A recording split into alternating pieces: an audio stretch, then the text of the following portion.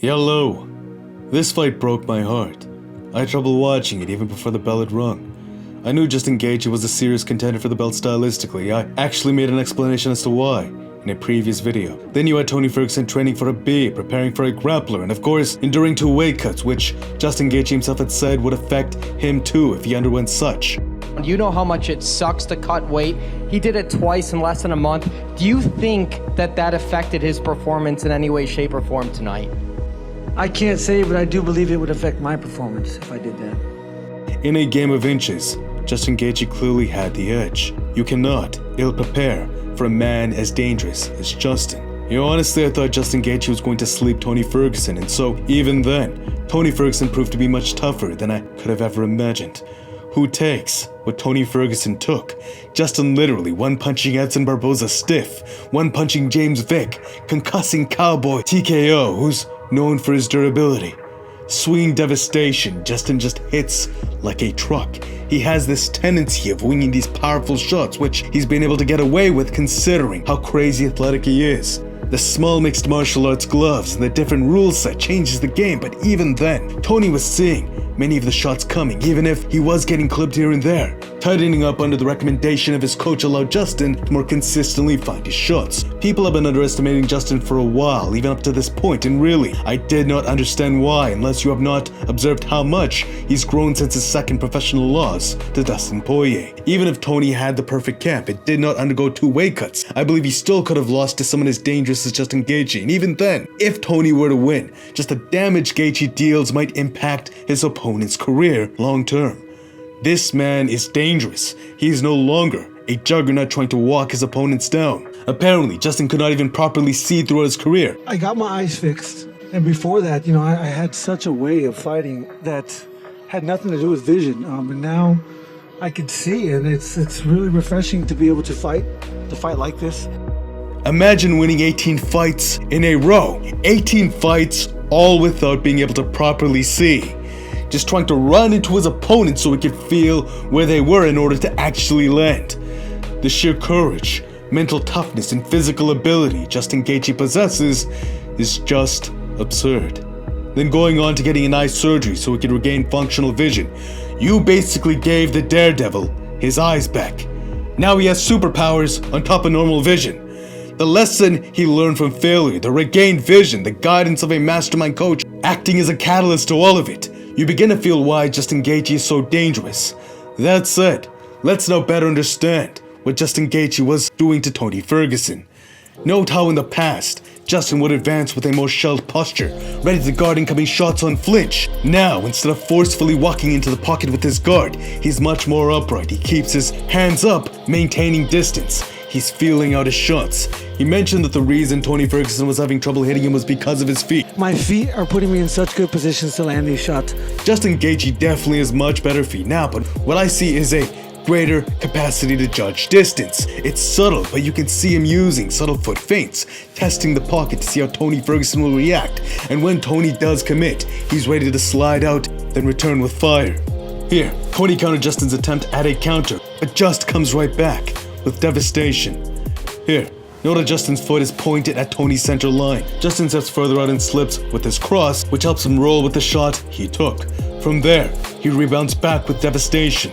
This is a component to Justin's style, head movement. Slipping inside Tony's jab, you can choose to come over the top, but instead, Justin Gaethje recoils back into a rabbit punch from the lead. This has definitely caught Tony's attention.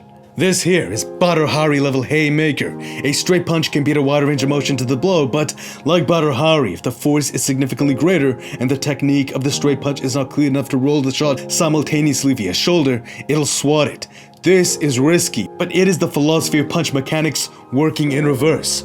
Look at how Tony Ferguson turns away. He isn't fast enough to beat the overhand. He knew he was going to get caught, which took even more commitment away from his straight, but in doing so, he avoided the strike by a hair. I don't care how tough you are. You consistently eat blows from Justin Gaethje, you're going to get brain fog. Thus, it's going to get harder to avoid his strikes as the bout continues. Duck overhand connects clean on Tony Ferguson. Justin, he unpins his back foot with the momentum which has him shift, which turns his lead now into the backhand. Tony Ferguson just took 2 power shots consecutively with his chin in the air. Tony Ferguson has never been an explosive fighter. He's a cardio-based fighter, and so Justin took even more power off the jab, trying to parry it. Then, he comes back with an overhand hook. But just look at how Tony Ferguson reaches with his chin. I know in wrestling, one of the things you're taught is to keep your head up and your eyes on your opponent. Because similarly to Muay Thai, if you get a Thai plume and you break the head posture, it's really easy to control where you want the rest of the body to go. Try with a friend. You will be surprised as to how easy it is to manipulate someone the moment you break and control the head posture. The body goes where the head goes. But this isn't wrestling here. He's striking, and his tendency of reaching for punches with his chin out is leaving him very vulnerable. He isn't bunting Justin off his footing, which is leaving him prone to getting touched up with haymakers. That's just it. Every time Tony would commit, Justin could shell or use some form of head movement to avoid the damage, then just come back way harder. It's similar to what Peter Yan does consistently. It's simple, yet very effective. Catching that tendency, Tony Ferguson makes an adjustment and goes for an uppercut. This was the best punch in the fight. Polo uppercut lifting Justin off his feet. When Justin Gaethje tightened up his technique as to his coach's recommendation, it completely threw Tony Ferguson off. He couldn't see the punches the same way. Pair that with brain fog, and this one here, it ends up being perfect. This is a proper straight beating Tony to the punch. Stepping towards the center line, note how Justin touches with the lead, the gauge before entering with power. The lead hand was doing great to parry, but also just gauge for entry, which you can see here as well. He's waiting to touch before committing hard. He's playing his game, measured, but you can still see reminiscence of that juggernaut style every time Tony Ferguson engages. It's as if the style Justin Gaethje was famed for is now working in reverse. Instead of forcing his way into the pocket with a shell, he's now comfortable, letting his opponent engage against his shell, to which he just comes back with boom, devastation. The only time Justin showed any real vulnerability is versus uppercuts, and of course, the knee he took from Eddie Alvarez. Everything else he can soak up, to some extent of course.